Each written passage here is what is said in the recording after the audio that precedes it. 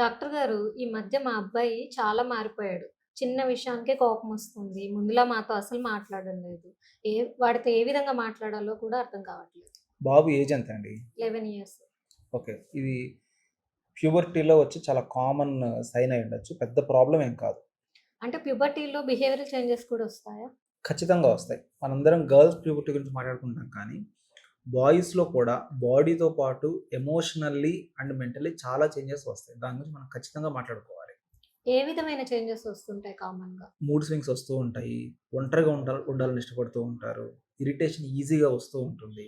Plus parents కంటే కూడా ఫ్రెండ్స్‌తో ఎక్కువ ఉండడానికి ఇష్టపడుతుంటారు. అయితే పేరెంట్స్‌గా మేము వీళ్ళని ఏ విధంగా డీల్ చేయాలంటారు? కొన్ని చిన్న చేంజెస్ చేస్తే చాలా సార్లు కమ్యూనికేషన్ చాలా ఈజీ అయ్యిద్ది పేరెంట్స్‌గా. ఫస్ట్ ఏమిటి అంటే ఇన్సల్ట్ చేయకండి. ఏది పబ్లిక్‌లో అందరి ముందు. తర్వాత మీకు కోపం వచ్చినప్పుడు వెంటనే ఆహ్, జ క్లాస్ పీకండి తనని కూర్చోబెట్టి. తర్వాత 3 కంపారిజన్ చేయకండి. మా టైంలో ఇలా కాదు అన్న కంపారిజన్స్ అస్సలు తీసుకురాకండి.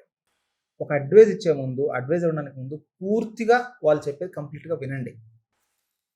ఈ ఏజ్‌లో వచ్చే ప్రతి బిహేవియర్‌ని యాటిట్యూడ్ అని లేబుల్ చేయకండి. టీనేజ్ బాయ్స్ చాలా సార్లు వాళ్ళ ఎమోషన్స్‌ని అస్సలు బయటపెట్టరు. అందుకని కమ్యూనికేషన్ అండ్ సపోర్ట్ చాలా ఇంపార్టెంట్. ఓకే. పేరెంట్స్‌గా మీ అబ్బాయిలో వచ్చిన ఏ బిహేవియరల్ చేంజ్ మిమ్మల్ని ఎక్కువ ఇబ్బంది పెడుతుందో కామెంట్ చేయండి. నేను దాని గురించి ఎక్స్‌ప్లనేషన్ ఇస్తాను. Stay safe.